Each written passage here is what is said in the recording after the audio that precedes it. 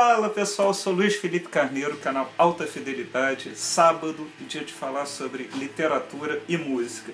E eu escolhi esse livro aqui, que eu gosto muito, Quem Tem um Sonho Não Dança, Cultura Jovem Brasileira nos anos 80, do Guilherme Bryan, professor da Belas Artes de São Paulo. Eu me lembro uma história pessoal minha. Eu fiz minha segunda faculdade de jornalismo em 2004, que eu comecei em 2004.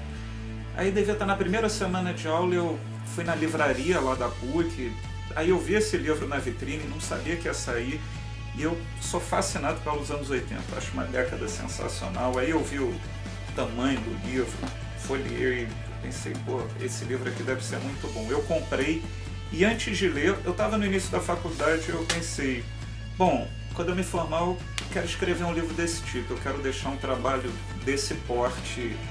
Falo que tem que ter filho, plantar árvore, escrever um livro. Meu livro seria algo desse tipo. E logo que eu me formei, eu consegui lançar o livro do Rock in Rio, então eu cumpri essa minha promessa para mim mesmo e fiquei muito feliz.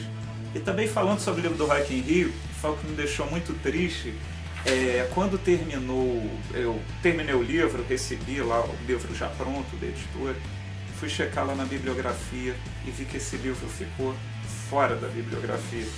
E eu fiquei extremamente chateado porque foi a minha principal base de consulta sobre os anos 80 para escrever o livro.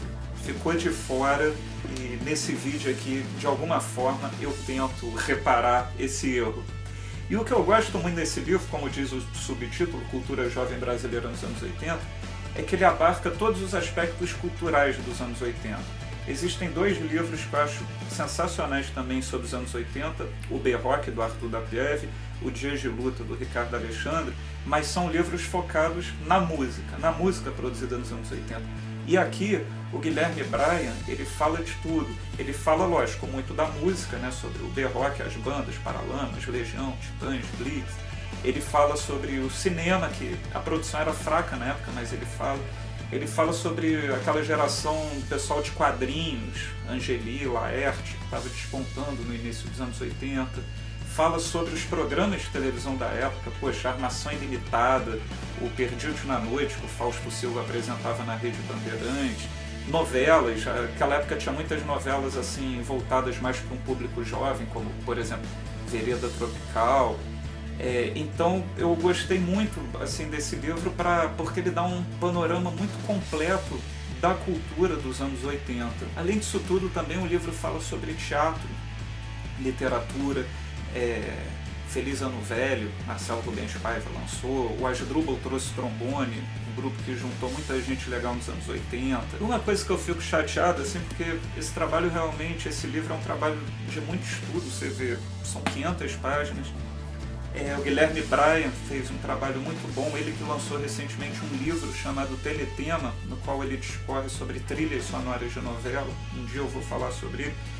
Mas esse livro assim está fora de catálogo, você não encontra em sebos, é lógico, na internet, Mercado Livre, estante virtual deve ter, mas é muito triste que um trabalho desse porte, com uma história tão legal, não esteja disponível assim tão facilmente, né?